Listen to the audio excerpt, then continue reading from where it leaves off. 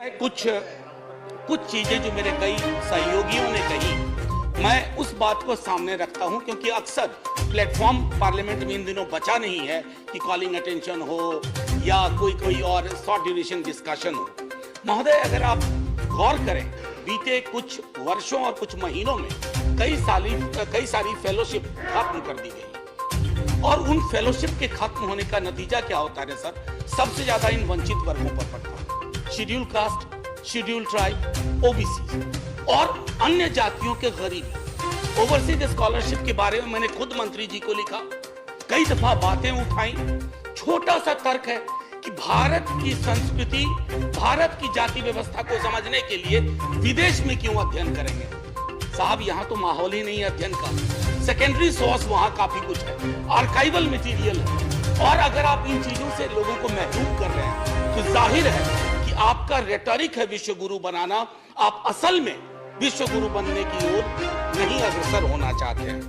माननीय उपसभापति महोदय, I also thought of bringing in something which is very fundamental to our core discussion these days, and where DMK and Rashtriya Janata Dal share a uniform thread of unity, and I believe very strongly कि हमारे भाजपा के कई साथी भले सामने ना कहें, उनके अंदर भी ये मनोभावनाएं गाहे बगाहे जागृत होती रहती है। सर, बीते दिनों EWS रिजर्वेशन पे माननीय सर्वोच्च न्यायालय का फैसला स्प्लिट था। स्प्लिट फैसले में कई संभावनाएं होती हैं, कई भविष्य के लिए प्रतिबद्धताएं उसमें छुपी हुई होती हैं, लेकिन हमारा आशय यहाँ दो चीजों से। माननीय मंत्री महोदय, आपसे इसलिए अपील कर रहा हूं कि आपके अंदर कम से कम इन वर्गों और समूहों के लिए, बावजूद कि इकोसिस्टम आपके समर्थन में नहीं है, आपके अंदर एक दर्द है। मैं कई वर्षों से जानता हूं, तो मैं सिर्फ इतना कहना चाहूंगा कि अब इंदिरा साहनी जजमेंट या बालाजी जजमेंट रिडंडेंट हो चुका, गैर प्रासंगिक हो चुका, और चूंकि ये गैर प्रासंगिक हो चुका और सीलिंग की बात खत्म हो गई, जब मंडल कमीशन वॉल्यूमिनस डेटा के साथ आया था तो 52% ओबीसी की आबादी तय की गई थी। ये पीसमिल लेजिस्लेशन की आपको जरूरत नहीं पड़ेगी। 52% को सिर्फ 27% में इसलिए महदूद किया गया क्योंकि सीलिंग का मामला था, टोटल होना था 49.5। अब जब सीलिंग खत्म हो गई है, ऑनरेबल वाइस चेयरमैन साहब, immediately the government should go for 52% reservation for OBC community. Immediately. अगर आप डिनाई कर रहे हैं, आपके मनसा वाचा कर्मणा में फर्क है।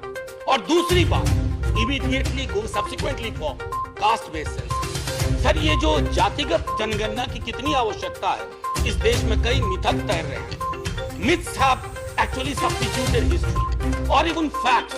इसलिए मैं कह रहा हूं, हमारे दल का लगातार पोजीशन रहा है, हमने सदन में रखा है, हमने बिहार में, हमने इस पर राज्य के स्तर पर, और मैं धन्यवाद दूं, भाजपा भी हमारे साथ है।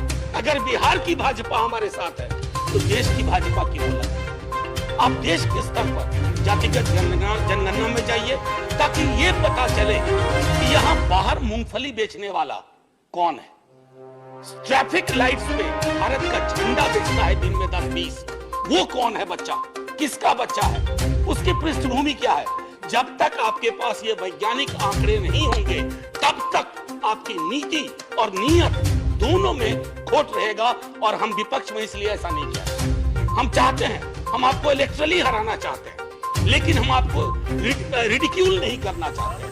हम सिर्फ आपको इतना बताना चाहते हैं, अगर संविधान की शपथ ली है तो प्रस्तावना की पंक्तियों के अनुकूल आप जातिगत जनगणना में फौरी तौर पर जाइए। तब तक 52% आरक्षण सुनिश्चित करिए ओबीसी के लिए, और अंबेडकर साहब की मूर्ति पर जब माल्यार्पण करिए ना, तो कम से कम अंबेडकर साहब की कुछ बातों को अंतर्मन में ग्रहण भी कीजिए। माल्यार्पण सबसे आसान क्रिया है, अंतर्मन में ग्रहण करने में आपकी बहुत सारी बाध्यताएं जो वैचारिकी से आती हैं, पश्चिम के एक नगर से, वो पश्चिम भारत के एक नगर से, वो दूर होंगी। जय हिंद सर, धन्यवाद।